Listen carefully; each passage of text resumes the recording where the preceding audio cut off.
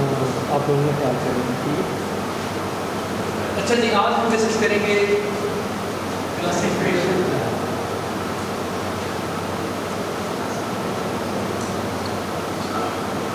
और क्लासिफिकेशन की प्रॉब्लम को सॉल्व करने के लिए हम पहले लीनियर रिग्रेशन एल्गोरिथम को यूज करेंगे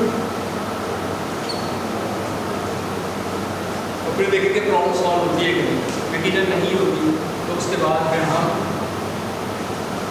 एक और एल्गोरिथम, इसका नाम है लॉजिस्टिक रिग्रेशन, उस एल्गोरिथम को डिस्कस करेंगे। और इस एल्गोरिथम के अंदर जो लॉजिस्टिक फंक्शन यूज किया जाता है, जब मॉडल बनाया जाता है, तो वो मॉडल बनाने के लिए जो फंक्शन यूज किया जाता है उसको डिस्कस करेंगे। उस फंक्शन का नाम है लॉजिस्टिक या सिग्मॉइड फंक्शन।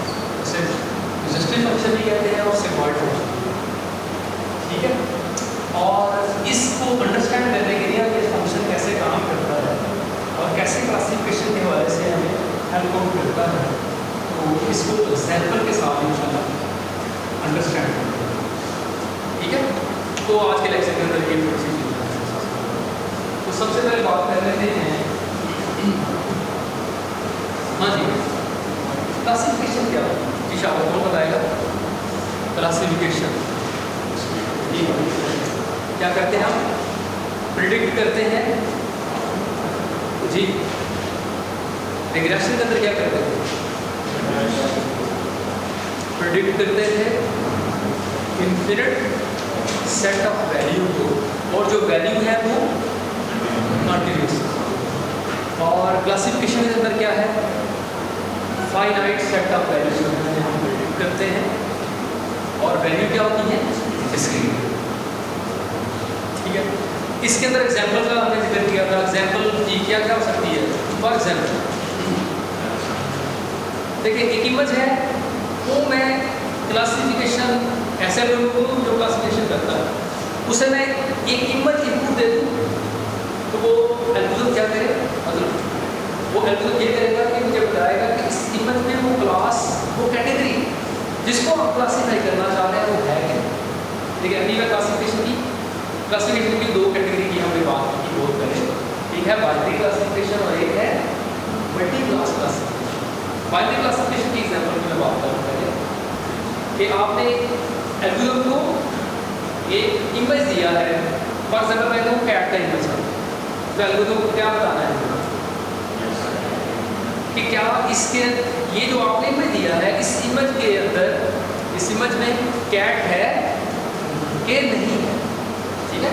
यस या नो में वो आंसर करेगा, 0 या 1 में वो आंसर करेगा, ट्रू या फॉल्स के अंदर वो करेगा आंसर। फॉर एग्जाम्पल अगेन एक और एग्जाम्पल देखो, अगेन की क्लासिफिकेशन का एल्गोरिथम है, उसे आपने डाटा दिया है। कैसा डाटा दिया है? एक ईमेल का डाटा। उस ईमेल के अंदर क्या है? ईमेल के कंटेंट्स हैं, ईमेल का सब्जेक्ट है, सेंडर की इंफॉर्मेशन है। तो आप एल्गोरिथम ने क्या किया? इस सारी इंफॉर्मेशन को यूज़ किया है।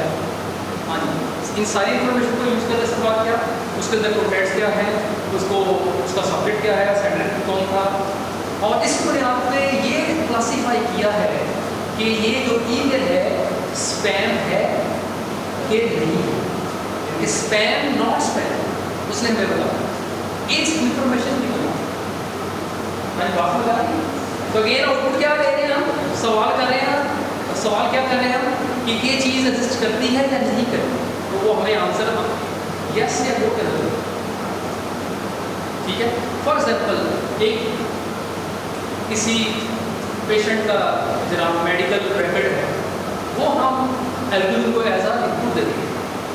तो उस बुनियाद पे जो आपने एक्स की इंफॉर्मेशन से दी है, टीचर की इंफॉर्मेशन आपने दी है, तो इस बुनियाद पे एल्गोरिथम ये आइडेंटिफाई करे कि वो जो पेशेंट है उसको कोई खास बीमारी है या नहीं। मतलब फॉर एग्जाम्पल हम ये जानना चाह रहे हैं कि उसको जो हम ये देखना चाह रहे हैं कोई ट्यूमर है उस पेशेंट में, वो मलैग्नेंट है या नॉट मलैग्नेंट, यानी कि मलैग्नेंट है या बनाइन, ये आइडेंटिफाई करना चाहिए। तो अगेन जो हमारा क्लासिफिकेशन का एल्गोरिथम है, बाइनरी क्लासिफिकेशन का एल्गोरिथम है, वो हमें आंसर करेगा 0 या 1 हमारी बात में। तो ये जितनी मैंने एग्जांपल दी है ये बाइनरी क्लासिफिकेशन की है।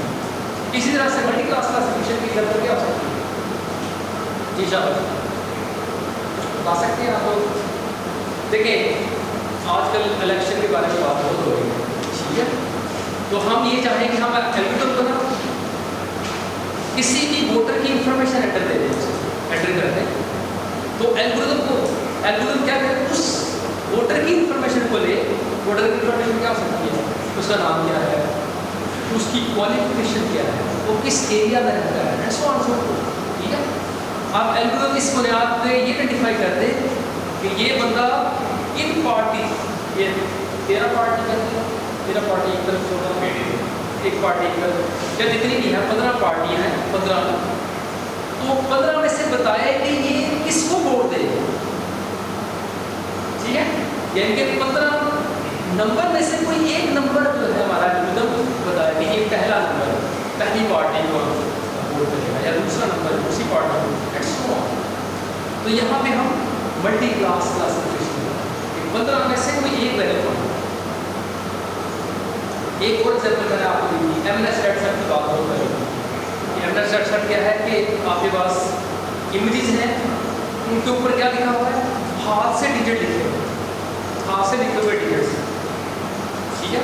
तो हम एल्गोरिथम को क्या दें, एक इमेज दें जिस पे डिजिट लिखा है, तो इमेज तो एल्गोरिथम क्या करें, उस इमेज को देखने के बाद ये बताए कि उसमें क्या लिखा है, तो शायद क्या लिखा होता है, डिजिट क्या होते हैं, किस रेंज तक क्या 0 से लेके 9। इसका क्या मतलब है, एल्गोरिथम ने क्या करना है, 0 से लेके 9 तक हमें बताना है कि कौन सा नंबर है। तो अगेन ये इसी एग्जांपल आप मल्टी क्लास का, ठीक है? अच्छा, आज ये दोनों मैं कैटेगरी आपको बता दूँ। आज इंशाल्लाह हम डिस्कशन करेंगे बाइनरी क्लास क्लासिफिकेशन, आने वाले लेक्चर के अंदर मल्टी क्लास क्लासिफिकेशन अगेन इसी एल्गोरिथम को यूज करके और इसके अंदर थोड़ी सी मॉडिफिकेशन करके, या एक और वर्जन है वो भी आपको समझना, ठीक है? कि मल्टी क्लास क्लासिफिकेशन कैसे करें वो बाद में। चलिए बाइनरी क्लासिफिकेशन को आज हम डिस्कस करते हैं, और बड़ी तवज्जो से प्लीज आपने देखना है। ये हमारे पास ट्रेनिंग वेबसाइट है, जरा बहुत सारे फॉर एग्जाम्पल अभी मैं पेशेंट के कॉन्टेक्स्ट में बात कर रहा था, तो ये हमारे पास पेशेंट का डाटा है, और हम ये देखना चाह रहे हैं कि उससे जो ट्यूमर है ना, वो उसका जो ट्यूमर है वो मैलिग्नेंट है या नॉट मैलिग्नेंट, कोई डेंजरस है या नहीं, ठीक है? तो फॉर एग्जाम्पल हमें ना पेशेंट की इंफॉर्मेशन है एक्स, जैसे हमें कर सकते हैं, तो ये साइज की इंफॉर्मेशन है, इसके कोई भी यूनिट हो सकते हैं। इसी तरह से हाँ जो आप इधर आ जाएंगे कोशिश। अच्छा जी, इसी तरह से वाई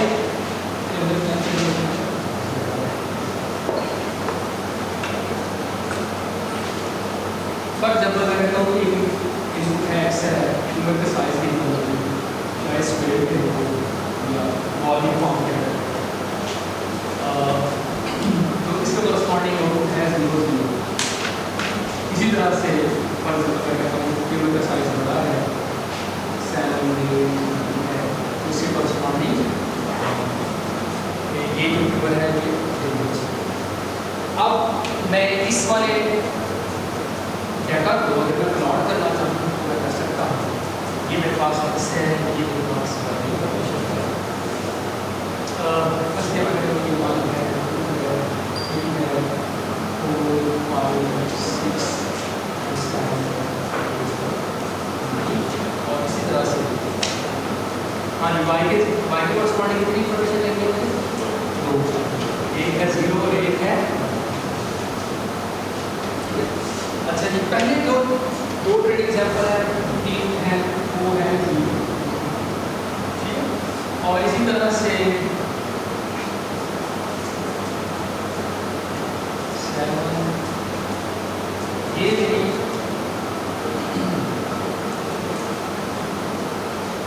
पॉजिटिव, ठीक है? तो ये मेरा डेटा है। तो सबसे पहले हम इस क्लासिफिकेशन की प्रॉब्लम के लिए ना, क्लासिफिकेशन है ये प्रॉब्लम, डिस्क्रीट नंबर है, ठीक है, फाइनाइट है या डिस्क्रीट है, जिन्हें हम प्रेडिक्ट करना चाह रहे हैं।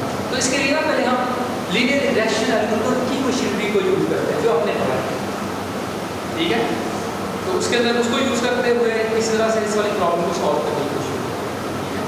लीनियर रिग्रेशन एल्गोरिथम के अंदर क्या होता है, वो एल्गोरिथम क्या करता है, जो भी आपका फंक्शन होता है, जो भी आपने फिक्स किया होता है, जो भी आपने मॉडल फिक्स किया होता है, उसे वो फिट कर देता है किस पे, प्रिंटर से।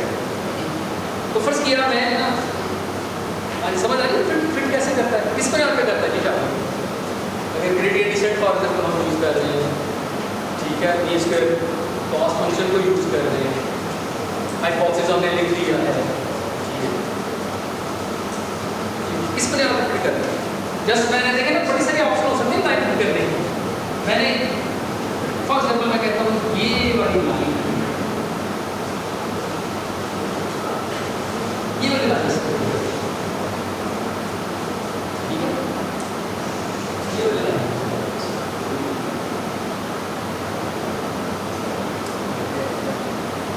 बता सकते और भी तो हो सकती है ना, बड़ी सारी ऑप्शन, स्ट्रेट भी हो सकती थी, इस तरह भी हो सकती थी, लेकिन यही क्यों नहीं उसने किस में आप लिए ये बता सकते, शाबाश, जिसमें जो कॉस्ट की वैल्यू है वो मिनिमम है, यानी कि इस प्रेडिक्शन की वैल्यू की, मतलब यहाँ पे मतलब 7 को ये प्रेडिक्शन है लेकिन एक्चुअल वैल्यू नहीं है, 8 को एक्चुअल वैल्यू है, प्रेडिक्शन ये है, इस लाइन का मेरी प्रेडिक्शन है, ये प्रेडिक्शन है एक्चुअल वैल्यू, ये प्रेडिक्शन है एक्चुअल वैल्यू है, ये प्रेडिक्शन है एक्चुअल वैल्यू है, ये एक्चुअल वैल्यू है, ये प्रेडिक्शन। तो इनका मीन स्क्वायर एरर जो है वो सम करना सबसे कम है, इस वजह से ये करता है ना लीनियर रिग्रेशन एल्गोरिथम, तो फिट कर दे। तो अब जरा देखिएगा, ये इट्स फाइन, ये बेस्ट लाइन पर फिट कर दे by using linear regression algorithm. अच्छा, इसके बाद वो किस तरह से किया हो, देखिए उसके लिए आपने पैरामीटर फाइंड करने के लिए नॉर्मलाइजेशन यूज़ कर ली हो, या आपने स्केलर को यूज़ कर लिया हो, या ग्रेडियंट सेट को यूज़ किया हो, या कोई भी हम ऑप्शन यूज़ कर सकते हैं फिटिंग के लिए। अच्छा, अब जरा अगली बड़ी इंपॉर्टेंट बात, अब फिट करने के बाद हमें लग रहा है, देखिए हमारा डाटा प्लान क्या फिट हुआ है, ये लाइन परफेक्टली फिट है, ठीक है, लेकिन हम स्टिल क्या इससे क्लासिफिकेशन कर सकते हैं, जरा उसको देखो, ठीक है। देखिए मैं ना ऐसा करने लगा, जरा और से देखो, मैं इसमें से नहीं कर लेता, मैं कहता हूँ अगर ना प्रेडिक्टेड वैल्यू 0.5, यहाँ प्रेडिक्शन आ रही है इस लाइन, जैसे 0.5 से ज़्यादा आए या 0.5 आए, fx की वैल्यू 0.5 के बराबर या उससे बढ़ जाए, तो इसका मतलब क्या है, इसका मतलब है y is equal to predicted value is equal to, यानी कि आपने जो x दिया है ना, किससे बिलोंग करता है, क्लास किस क्लास, किसको बिलोंग करता है, क्लास।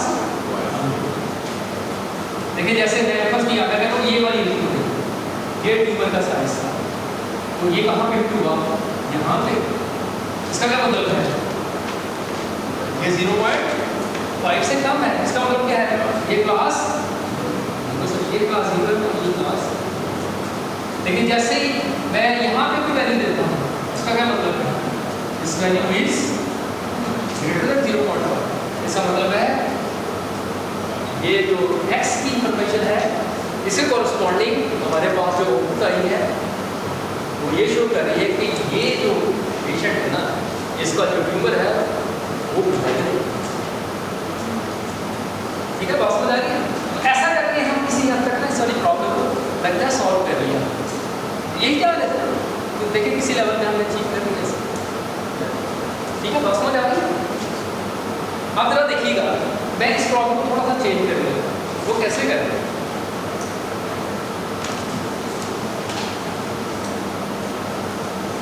मैं यहाँ पे थोड़ा सा मूव करती हूँ, कंप्यूटर का साइज है वो 20 करता हूँ, ठीक है, और यहाँ अब अगेन मैं अब ये मेरा टेंडेंट सेट है, अब इस टेंडेंट सेट पे मुझे दोबारा से क्या करना है, लीनियर रिग्रेशन एल्गोरिथम की मशीनरी को यूज़ करना है, और मैं चाहूँ अगर इस पे लाइन फिट हो तो शाबाश लाइन कैसी रहेगी, यही रहेगी या हिलेगी अपनी जगह से, किस तरफ आएगी, इस तरफ से। ये तकरीबन देखिएगा ये जो लाइन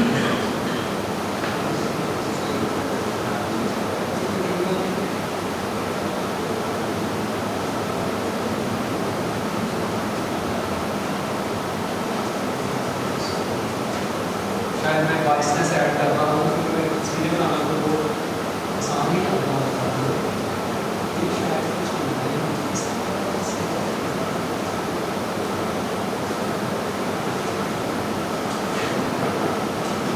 ऐसे करना, ठीक है। अब जरा देखिए बड़ी दिलचस्प चीज, ऐसा करने से क्या होगा, देखिए जरा, अगर ये लाइन फिट हो गई और क्राइटेरिया वही जो थ्रेशोल्ड मैंने स्टार्ट में रखी, अगर ये लाइन मैंने फिट की है, अब अगेन दोबारा से जरा गौर से देखो, अगर मैं अपनी ट्रेनिंग प्रेशर को भी देखूं, अगर 7 है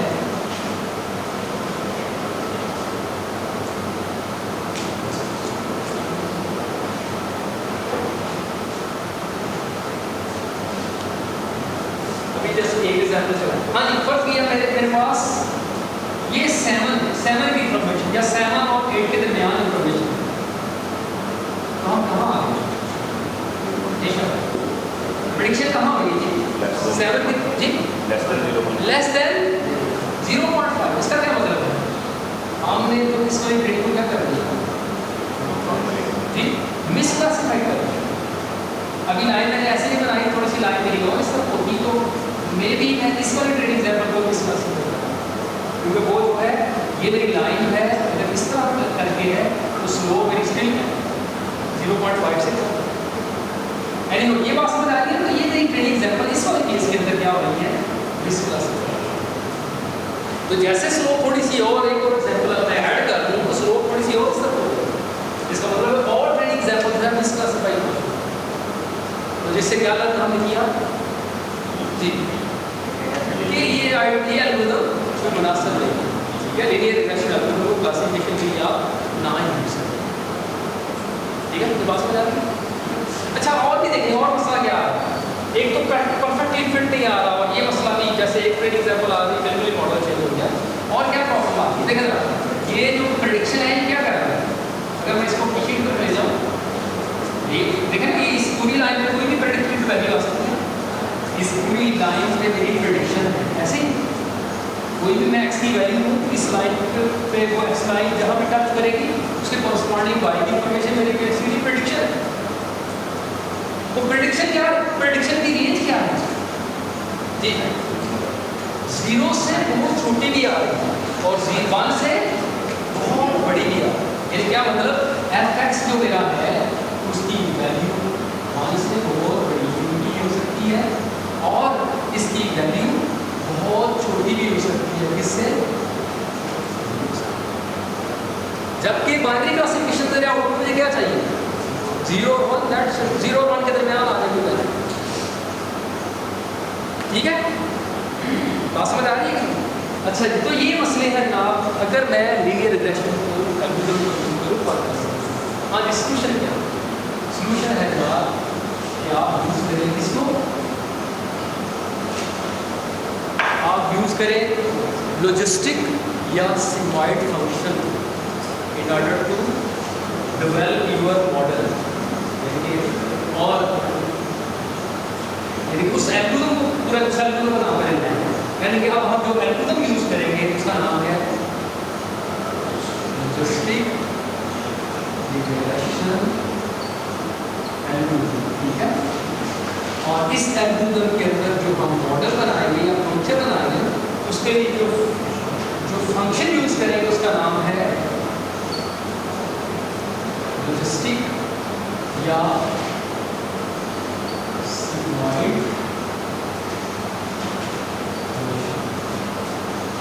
ठीक है। उसका मैं फार्मूला लिखूँ ना, फार्मूला में f के अंदर तो वो फंक्शन पता कैसे होता है, वो है fx जनरली